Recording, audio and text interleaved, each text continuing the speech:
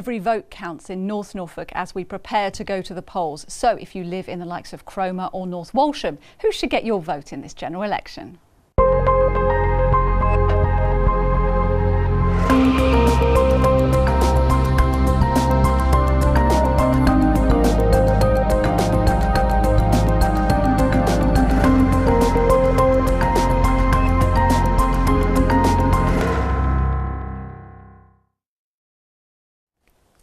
Good evening and welcome to our North Norfolk general election special.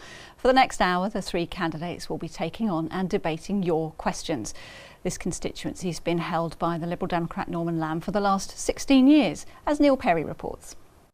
The cobbled country villages and coastal towns of North Norfolk have become the scene of one of the fiercest election battles in the county. It's a Conservative target, especially since UKIP announced early in the campaign they wouldn't be fielding a candidate here. They polled more than 8,000 last time out, and that means there's an awful lot of voters up for grabs. Norman Lamb first became MP here in 2001, and in the last election had a majority of more than 4,000. Out canvassing in Wells, he's hoping his record will keep the voters coming back. So I've been here for 16 years and because I tried to be a very active MP, there's an awful lot of people that you talk to on the doorstep who've been helped in some way, and that counts for a lot. And I think people are seeing that we're heading towards a Conservative landslide nationally. And so the result in North Norfolk will have no impact on that. It's a given that Theresa May will have an enormous majority. So I suppose our message is keep a good local MP, and people seem to be responding to that. The Tories will be hoping some of those old UKIP voters could gravitate towards them. It's now 16 years since they last had an MP here, which used to be a safe seat they'd held since the 60s. Their candidate James Wilde, here canvassing in Holt, wants to take nothing for granted. Got to get out there, meet as many people as possible, get my name out, make sure people know that I'm from the area and I'm passionate about the area. It's not a simple equation that those votes are going to shift across to me. I've got to fight for every vote in this constituency, and it's going to be competitive, but I'm up for the fight. I think what UKIP's decision means is that it crystallises a choice. I'm the only candidate who supported Brexit and wants to deliver on the Brexit vote that the people of North Norfolk and the rest of the country voted for. In Sheringham, the Labour candidate Stephen Burke out campaigning. The party came in fourth here last time round, but are hopeful their message and their policies can win over some new people. Well, our share of the vote last time in 2015 almost doubled. We're planning to build on that. We've had lots of positive support for Labour and a lot of concern about what the Tories are doing, particularly to our NHS and to schools, and also people are concerned, parents are concerned about childcare and the difficulty getting affordable childcare, and older people worried about their future, whether it's with the health service or with the care in our community. With no Green candidate put forward for North Norfolk either, it means it's a runoff between the three main parties. But in this surprise election, it would take a braver man than me to predict if the tide will be turning here. Neil Perry, Mustard TV, North Norfolk. Well, joining me in the studio are the three candidates who you saw in that report. For the Liberal Democrats, Norman Lamb. For Labour, Stephen Burke. And standing for the Conservatives, James Wilde. Well, gentlemen, we were going to meet last week, but we didn't because national campaigning was suspended due to what happened in Manchester. Was that the right decision, Norman Lamb? Yes, it was. I think the whole country united together, and that's what happens at moments like that. And it was a horror. And I think the message has to go out that we can't be defeated by terrorism. We must maintain our democratic processes, our democracy, and demonstrate that we will carry on as before. I think also we need to make sure that we invest in the intelligence networks that will actually help to defeat terrorism. The fact that this guy has been known to the services now for 5 years, and the fact that there's only been one person under a temporary exclusion order, these are people coming back from fighting abroad, it was introduced in 2015, only one case of it being used so far. I think we need to make more use of these powers that are available to ensure that we remain safe. Stephen Burke, are you worried about police and whether the police have got the money they need to do this job? Yes, I mean, I agree with Norman. It was a horrific act. I would actually use the word evil because I really haven't been so moved by any bombing, I think, in this country. It was terrible, the impact on so many families. Yes, the police force, we've seen cuts of up to about 20,000 police officers in the last 7 years. That's why Labour is talking about investing in 10,000 new officers, but we also need to invest in the intelligence. And that's got to come from bottom up. So it's about neighbourhood policing all the way through to the most sophisticated kind of cyber intelligence as well. But I think the other key lessons, obviously we need to work with our international partners, but the other key lesson for me is that our role as politicians is to help bring people back together and unite our communities. I was leader of Hammersmith and Fulham Council back in 12 years ago during 7/7 and 21/7, and one of the key things we had to do then was bring community leaders together with members of the community and actually enable them to talk with each other and rebuild trust in our communities. Okay. I think that's crucial. Well, let's ask James Hall. I mean, Theresa May was Home Secretary. Has she been doing enough in terms of security to keep us safe? She has, and I think what this attack underlined is actually how successful our security services have been over the last period when she's been Home Secretary and since. This is the first. It's a devastating attack on innocent children, absolutely horrific. For the last 3 years I've worked for the Defence Secretary, dealing with tackling terrorist threats coming from Syria and Iraq, where people are plotting on a daily basis to attack us here, to inspire attacks in the UK as well. So we're putting more money into the intelligence agencies, so they've got the resources. We're going after terrorists overseas so they can't attack us here. But it's also about giving the powers that the agencies need. So giving them the powers to monitor telecommunications, and as we move into the new internet world, the powers, and that hasn't been supported by the other parties. It's only the Conservative Party that's put forward those powers, and sadly other parties have objected to those powers. Okay, all right. Well, let's talk about some of the other issues that are at the forefront in this campaign. And when Theresa May called this election, she said it was because she wanted to secure a mandate on Brexit. So we went to North Norfolk before the attack in Manchester to ask voters what they felt was the most important issue for them in this election. I shall vote for Theresa May, because I think she'll take a very strong line on Brexit. Yeah? And that, I believe we should come out of the EU, and I think she'll get the best deal there is.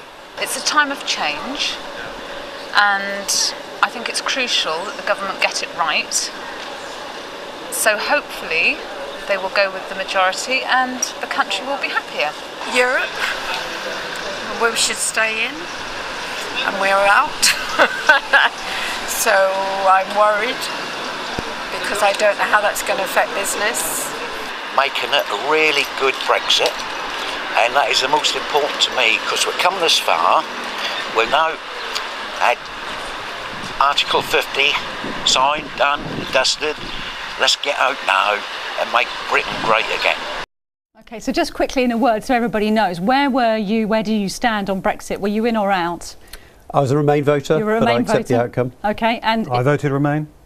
and I'm the only person who voted to leave here. okay, so where do we stand now? One of our tweeters, Alan Copperwheat, says, what are your priorities for North Norfolk with the exit from the EU? So what is your priority if you get back in the seat? Well, look, I make clear again, I'm a Democrat. I accept the outcome of the referendum, and the job now is to negotiate a good deal for the country and indeed for our own area of North Norfolk.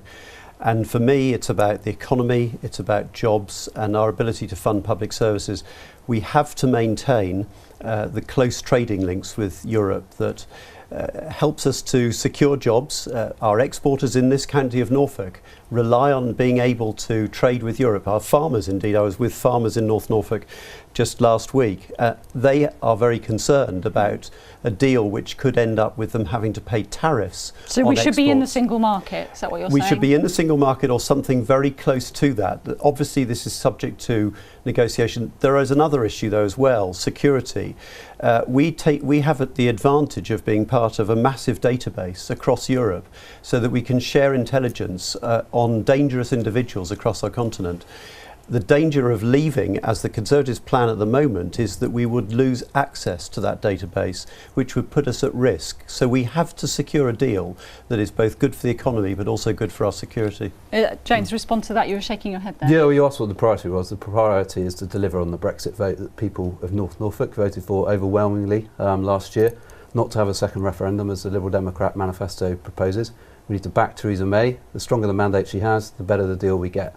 the other candidates would weaken her hand. What does a good deal look like, though? A good deal is a strong economic and security partnership with Europe, an ambitious free trade agreement. That's what we're going for, so that farmers and others can benefit from the existing tariff-free trade we have, but also. But will we have to accept markets. freedom of movement to do that, though? No, absolutely not. We've set out our clear principles. We won't be part of the customs union. We won't have single freedom of movement, because that's not what the people voted for. They voted to leave. You have no guarantee that you'll be able to secure that, James. Well, Theresa May, that's what she's negotiating for, and that's what but the strongest mandate she has. We all have to focus on securing that, but there's no guarantee here, because we're dealing with 27 countries, all of whom have their own interests. That's the difficulty of the negotiation ahead. Well, clearly, we've got to go for the best deal.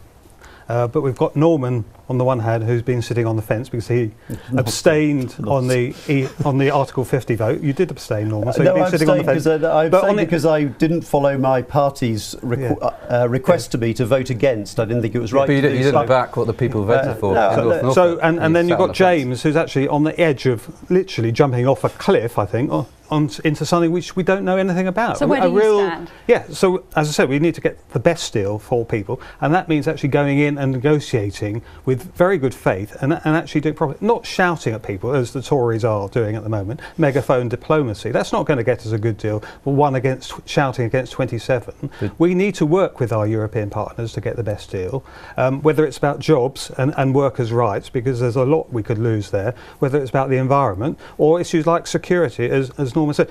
We can only deliver on those things if we work together with these people, not against them. But it's going to be one of two people doing that negotiation, Theresa May or Jeremy Corbyn. Yes. Only Theresa May is up to that job. A vote for you or for Norman is a vote to put Jeremy Corbyn in that seat, not Theresa May. Just remember, James, we've had a flip-flop on whether to call an election. We've had a flip-flop on increasing national insurance, and now on social care.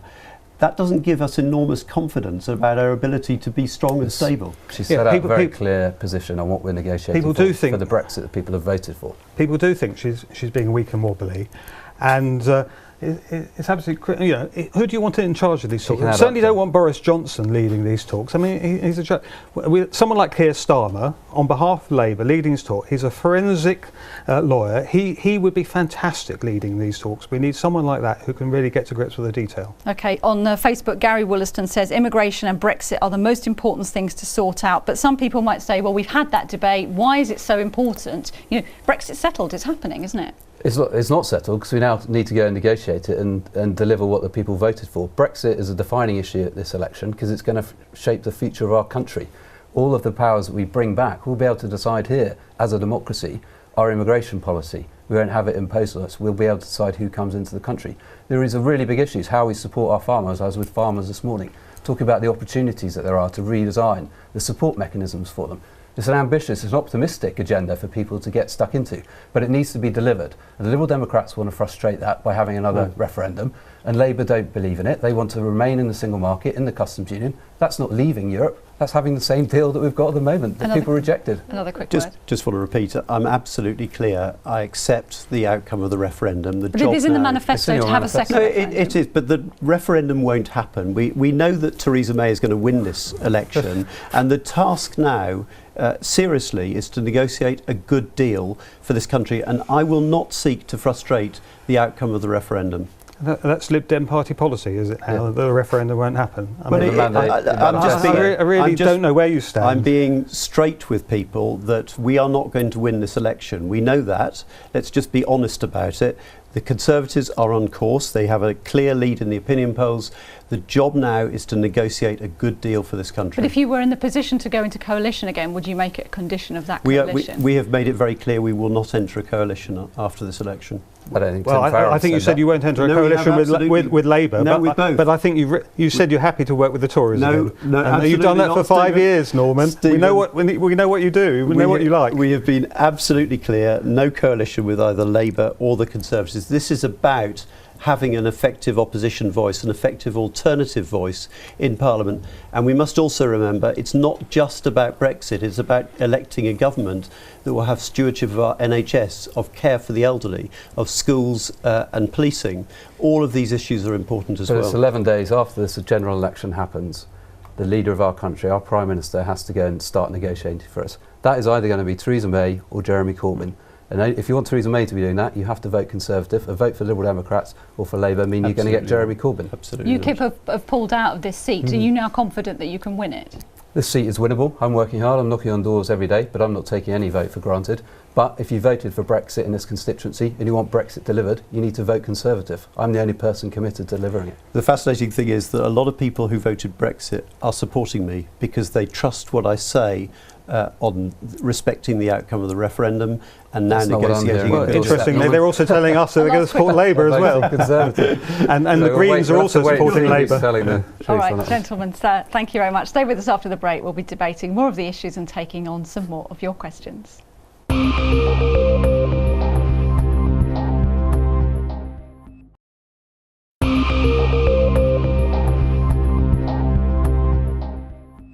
Welcome back. Tonight we're talking to the three candidates in the general election who are standing in North Norfolk. They are Norman Lamb for the Liberal Democrats, for Labour Stephen Burke, and James Wilde for the Conservatives. We talked about Brexit, but another issue that keeps cropping up with voters when you talk to them is the NHS. We went to speak to people in Cromer and North Walsham about how they think taxpayers' money should be spent. 0.7% of our GDP goes to foreign aid. Fair enough, apparently about £13 billion. But the London-Birmingham new railway link, HS2, is apparently costing £65 billion, 5 times as much as we apply to foreign aid. That really should be applied to improving our health service. We're one of the 5th richest nations in the world, so why on earth are we spending so little on our health service? It doesn't make sense. OK, let's start with James. While people are really concerned about the NHS financially, it's in a hole. How do we know it's going to have enough money under the Conservatives? Well, our manifesto is very clear. We're going to put an extra £8 billion into the NHS over the next 5 years. No, it's not. Well, it's what's affordable. We can all promise more money, a little bit more here, a little bit more there, more tax, more borrowing. Our plan is a clear £8 billion a year more into the NHS. It's what the NHS needs. As part of that, the NHS also needs to become more productive, do things more efficiently. Take advantage of technology. But our commitment to the NHS is absolutely clear.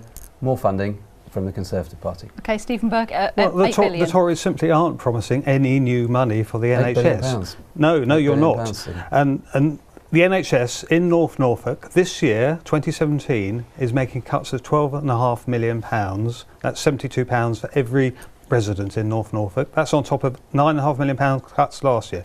The NHS is facing terrible pressures because of our ageing population, and in North Norfolk because we have a rural community as well and services are spread out. So we need much greater investment. That's where Labour's putting in money, £7.5 billion extra every year. In addition, we're also putting another £8 billion into social care. And that money is absolutely crucial, but it probably won't be enough, and we're going to have to look at it again. Is it affordable, though? Of course it's affordable, because what we're doing in the Labour Party is ensuring that the top 5% of the wealthiest people in this country and the wealthy corporations will be paying more tax. The rest of the population, 95% of people on low and middle incomes, won't be paying any more. You used to work in this area, Norman, when you were a minister. It's a tricky problem, isn't it? How do we deal with it? Well, I've been in there, as you say, in the Department of Health. I've seen the books. I know what the state of the NHS is like, and I'm deeply, genuinely concerned about where we are now. I've been dealing with a couple recently in North Walsham where the wife has been in acute pain, starting to get depressed, waiting for a hip operation, told she had to wait 26 weeks. They've gone private. They hated doing it. The cost nearly £20,000. But lots of people can't afford that, and I don't want to live in a country where people with money can get access to healthcare on time, but others are left waiting. The Lib Dems would put a penny on income tax. We've been very straight about that, but that would raise £6 billion a year. And by the end of the Parliament, we would want to introduce a dedicated NHS and care tax. It's actually been supported by a leading Conservative thinker, Danny Finkelstein, and Frank Field, a Labour MP as well. But we need to be able to demonstrate to people that care will be there when they need it. We're approaching the 70th anniversary of the NHS. We want to make sure that we're confident about its future and that it will meet people's needs here and now. All right, well, you've also been getting in touch as always. On Facebook, Richard Waugh says, in a few years' time, if the Tories get re-elected now, we'll be looking back and saying, why were we so distracted by Brexit when the NHS was being dismantled in front of us? I mean, a lot of people who work in the NHS have these concerns, don't they? Yeah, I don't recognise that picture. I mean, we're putting more money into NHS.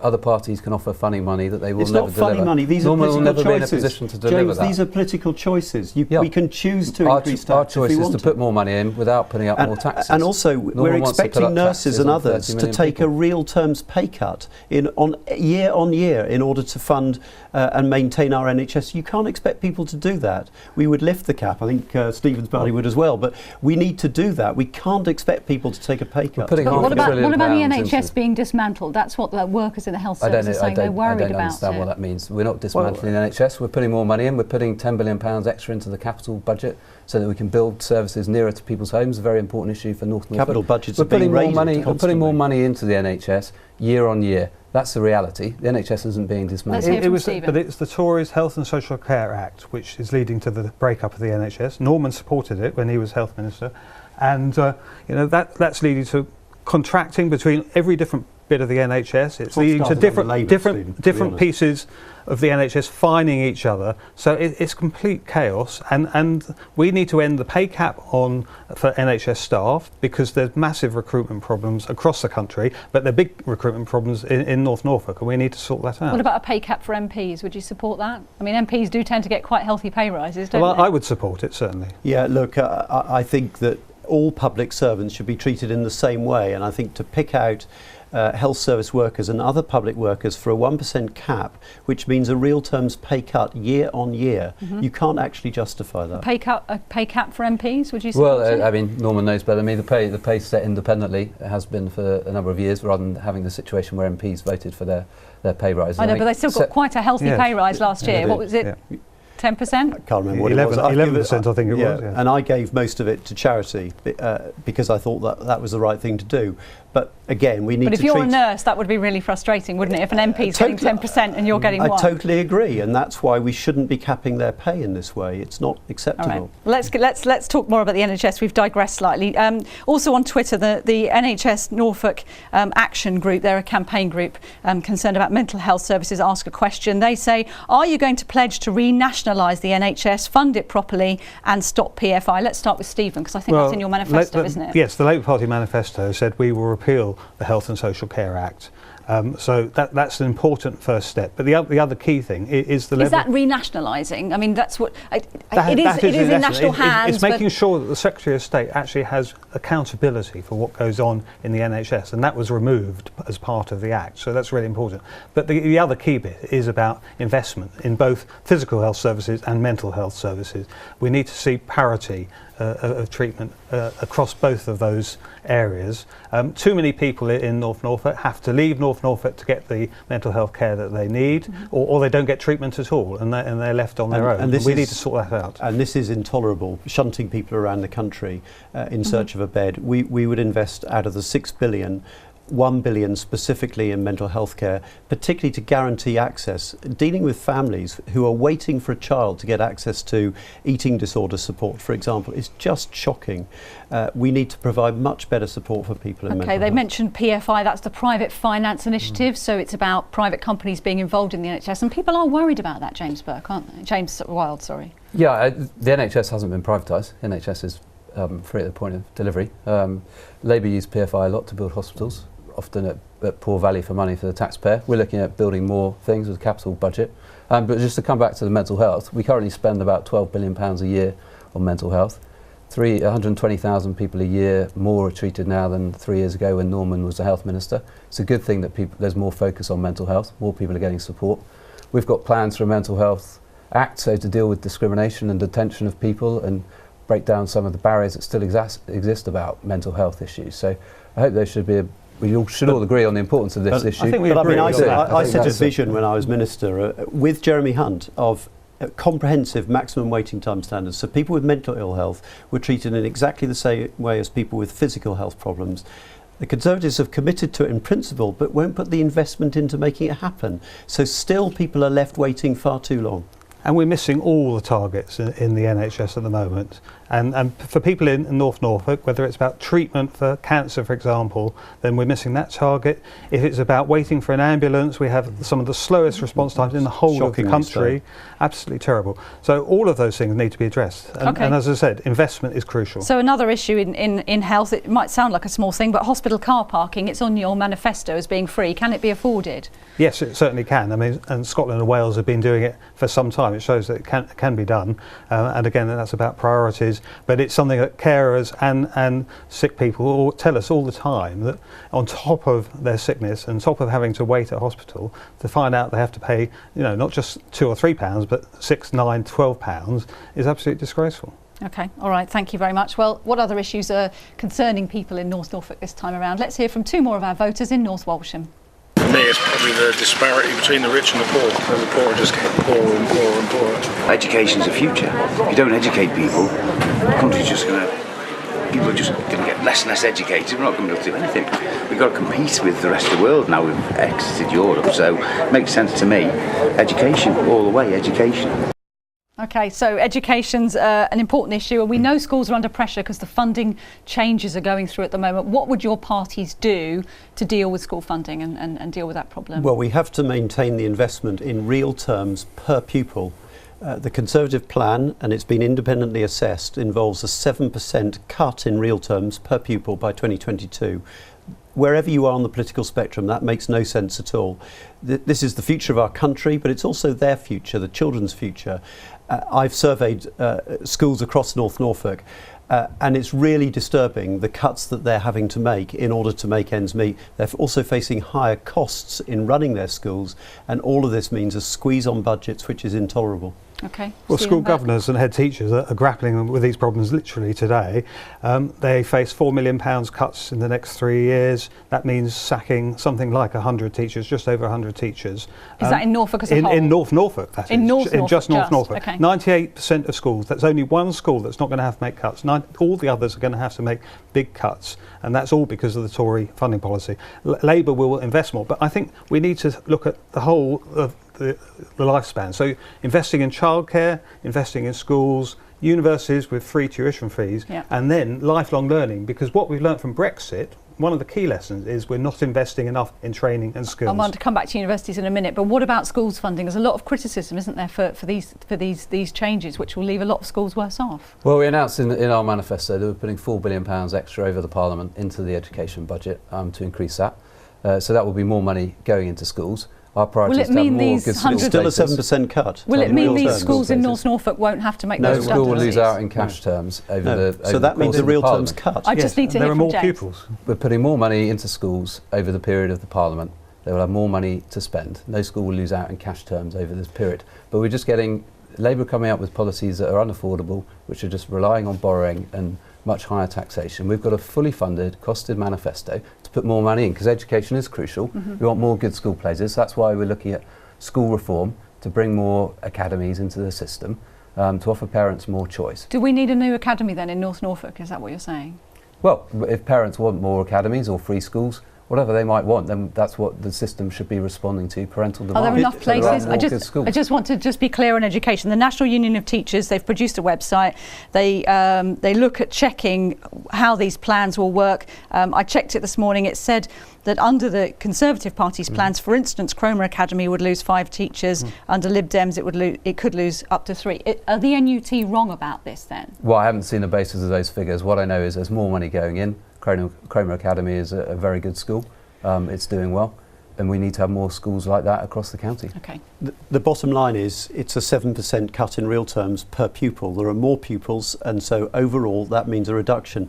Also, the Conservative plan to end free lunches for infant children, That's which not a plan. the Lib Dems secured in the coalition, also means a very high extra cost for very many families across North Norfolk. We have to make this investment in our future. That's not actually what our plan is. Our plan is actually to give children from families who need it a breakfast as well as a lunch. That's what our plans are. They're not to get rid of lunches. No, it isn't. It's to scrap who lunches and give people no, it's breakfast not. We're maintaining 7p a child. We're maintaining lunches for children from families that need it, and they'll also get a breakfast. They'll get 2 meals a day rather than 1. That's what our policy is.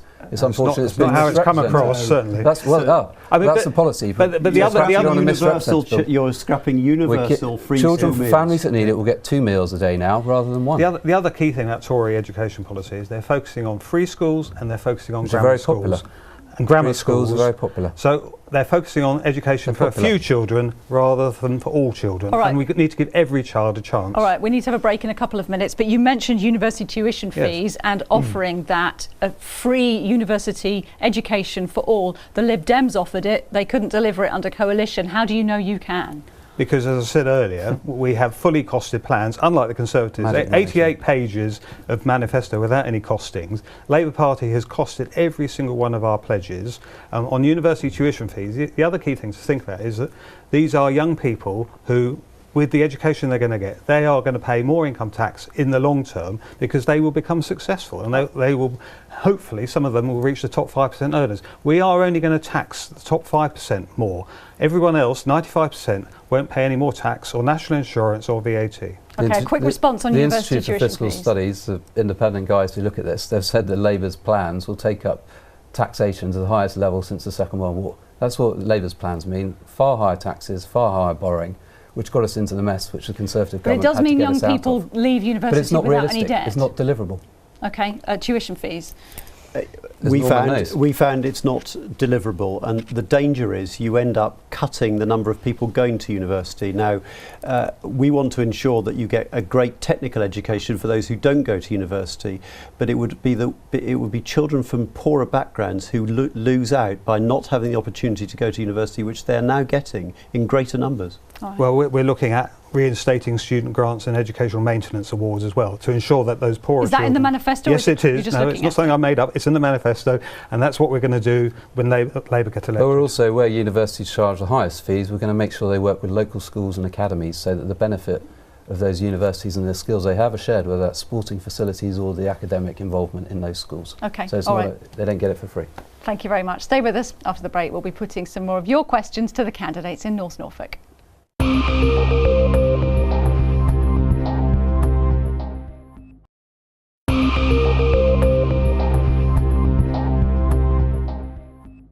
Welcome back. Tonight we're talking about the general election and we have candidates from North Norfolk. We're asking them to tell us why you should vote for them on June the 8th. The seat is expected to be a close contest this time. So what would you like to ask the 3 candidates from the major parties? We've been out in Cromer and North Walsham talking to voters. So let's hear our first question.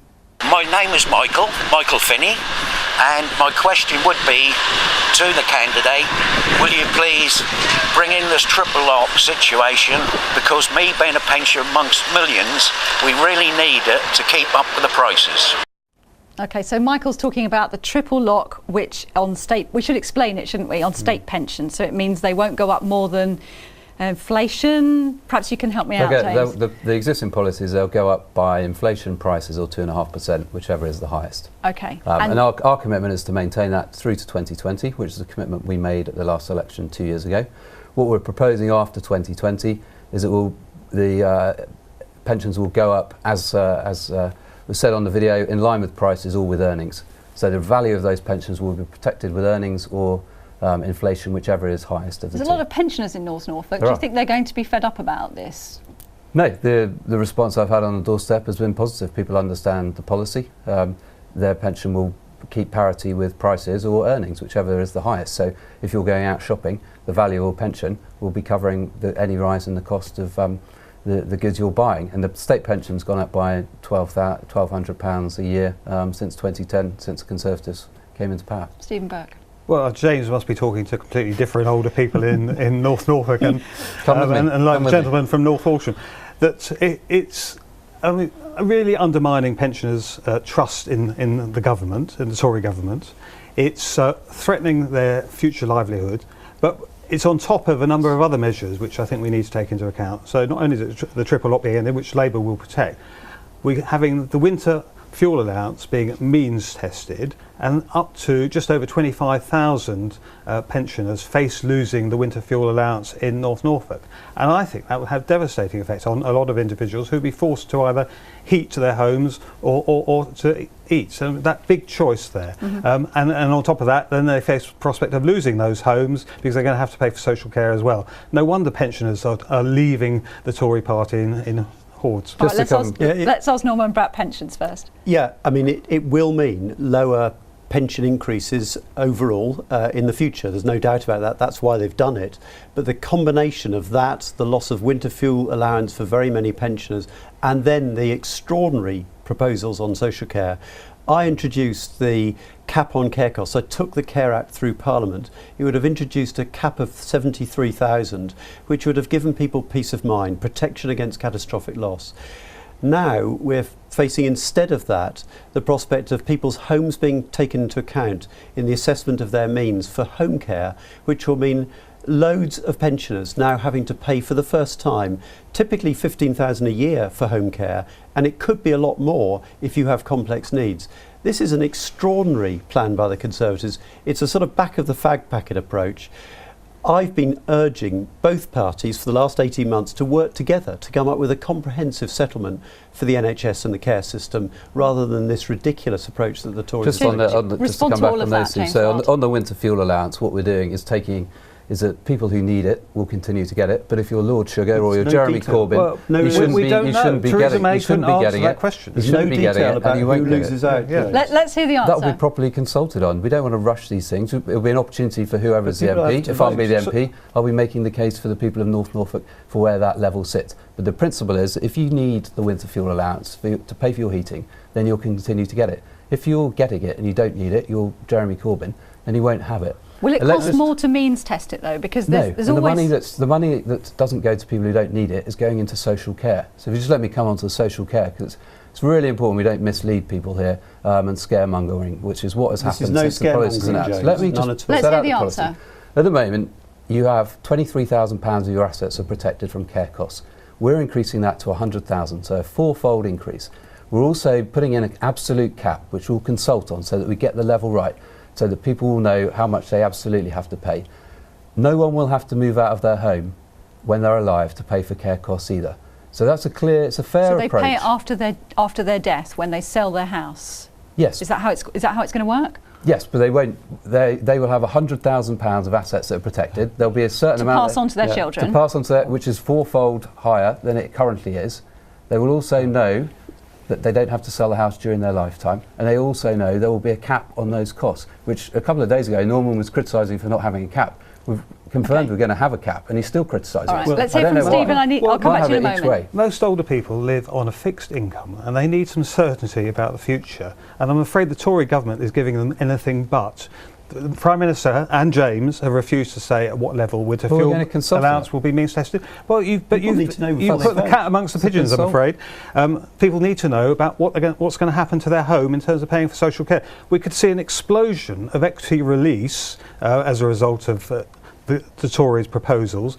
That is so damaging for older people. Why is that damaging? Well, because they end up paying much, much more to borrow a certain amount of money, could potentially lose their home at the same time. Their families will lose the whole inheritance. Alternatively, they defer the payment until after death and then lose the home at that point. People just want to know, what are they going to have to pay? What they know is that at the moment their assets could be wiped out to £23,000. That will now be £100,000 with a cap. Let's come back to very important people are clear on that. My great frustration is that I agreed with Conservatives to introduce a cap on care costs of 73,000. Conservatives committed to implementing that in their 2015 manifesto. So my plea to the Conservatives is just do what you said you were going to do. Protect people from catastrophic loss. Don't leave them with total uncertainty. I'm afraid they're taking people for fools to say, we're not going to tell you what the cap will be until after the election. People need to know now, when they are deciding how to vote, what the liability will be. And the brutal truth is that for people receiving care at home, there are lots of people who will be paying for the first time ever very substantial amounts for their home care. That's deeply concerning for very many people. I think on an issue of this importance, it's quite right that we have a proper consultation, take views, And if I was the MP, I'd be making representations on behalf of the constituents about where the level of that cap sits. That's the right approach. Would you agree it should be 73,000 as we... The level will be set by consultation. We'll see what people say. Even 72,000 was too high, to be honest. It's not what Not recommended. But the key thing, the Tories are asking people to write a blank cheque on Brexit, and a blank cheque on social care, and a blank cheque on winter fuel allowance. It really is so dishonest. Days before a general election, people need to know now. OK, all right, thank you very much. Well, we've talked about a lot of the issues that people care about in this election. Let's hear from another voter in North Norfolk who's concerned about small businesses. My name is Karen, and I'd like to ask what you're going to do to protect and promote small businesses in the near future. OK, so lots of people in North Norfolk have small businesses. Where do we stand on that? A brief answer, if you would. Well, the business rate needs reform, radical reform, and soon. So that's what they pay to the local councils? Yeah. And at the moment, internet businesses, which have grown very rapidly, are not paying their fair share of taxation. So that's an absolute requirement. But the interesting thing is, the Conservatives keep saying that you have to vote Conservative to get strong growth. That's right. Actually, Oxford Economics have said that the strongest growth would be under the Lib Dem manifesto. And in part, it's because we would be lifting the cap on public sector pay. If you pay people a bit more, they use the money in the economy and everyone benefits from economic growth. What about small businesses from Labour? What are your plans? Well, we need to encourage much more independent business, particularly in our towns like North Walsham and Stalham. And I think one single thing that would make a big difference in North Norfolk is by making sure we have universal mobile and broadband coverage. Too many businesses are saying they're held back because there are so many not spots in North Norfolk. They simply can't get Can government fix that though? Because it's private companies. It's investment in infrastructure. And working with the providers, working with the local councils and the regulator to make sure it happens. Okay. The MP for North Norfolk has a key role in driving that. Unfortunately, a long-running problem is the poor mobile coverage across the constituency. It hasn't been dealt with.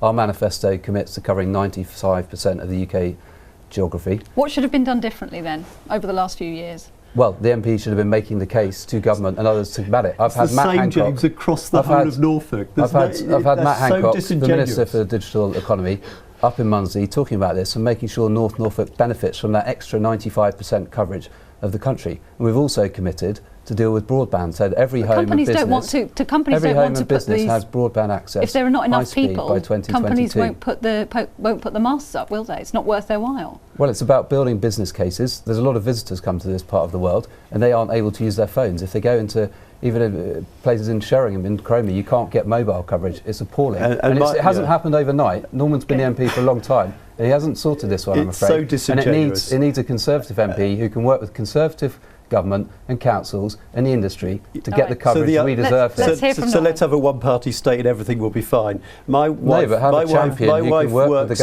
works on a mobile library in South Norfolk, actually. The mobile coverage is dreadful across South Norfolk. The idea that it's anything to do with a particular constituency is just ridiculous. It's about the investment that government makes in meeting those areas which the commercial interests will not deliver on. And that's why investment in our infrastructure, not just broadband and mobile phones, but also rail and road, is absolutely critical.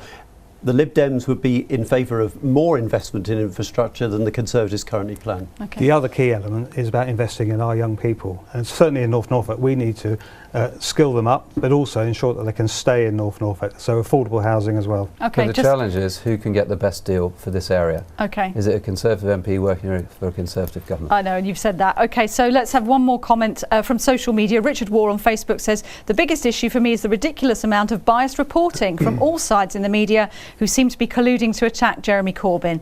He says we have to have full implementation of Leveson and a regulatory body independent from the media but in control of the media.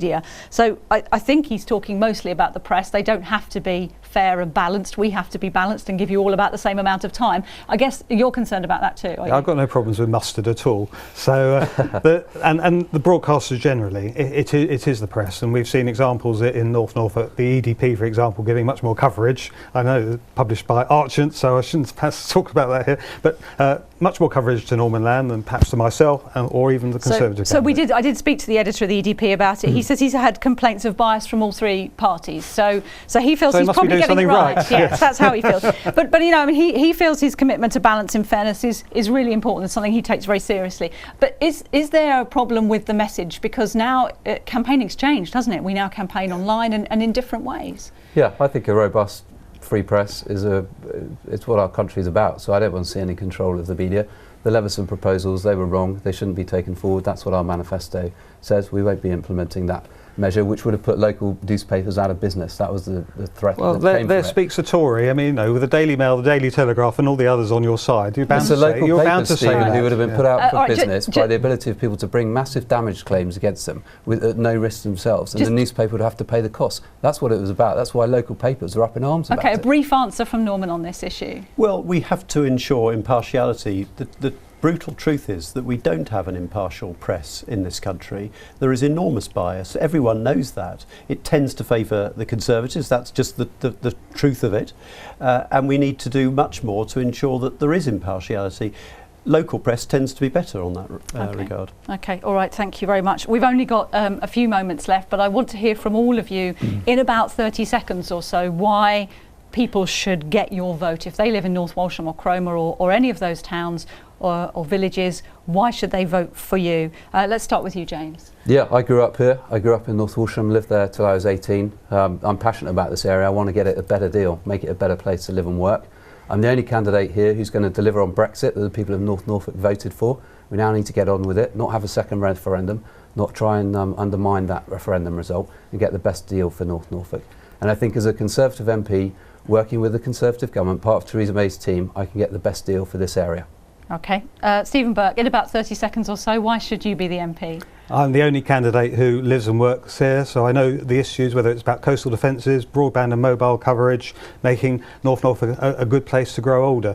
But the key point is, politics is all about priorities. Labour's priorities are for the many, not the few. We will invest in public services that everyone uses, the NHS, education, transport and so on, and we'll make sure that the rich individuals and corporations will pay their fair share. Okay, Norman, why should you be the MP again? Well, the Conservatives are headed for a majority in Parliament, but we need an MP in Parliament who gives an alternative voice, who holds them to account on the NHS and on care for the elderly, particularly given the concern over the proposals that we've seen from the Conservatives, and on issues like the absolute importance of investing in education. But I suppose ultimately I'd also come back to the point that I've dedicated 16 years of my life to working in North Norfolk. I put body and soul into this job, and I think there are very many people who just say to me, we want to keep you as our MP because we like the way you try to do the job. I don't get everything right, but I commit everything to it, and I think that's what people like. Okay, all right, gentlemen, thank you all very much for taking the time to talk to us. It's been a really, really interesting debate. As always, if you've got comments that you want to add, you can contact us on social media. We are on Facebook with Mustard TV. We're also on Twitter at Mustard This Week, but that is all we have time for this evening. You can send us your comments. You can also send us your questions for candidates. Next week we'll be talking to the candidates in Norwich South and in Norwich North. So please email us your questions for those candidates. You can email thisweek@mustardtv.co.uk. You can also tweet us at Mustard This Week, or you can find us on Facebook and message us at Mustard TV. So until next time, good night.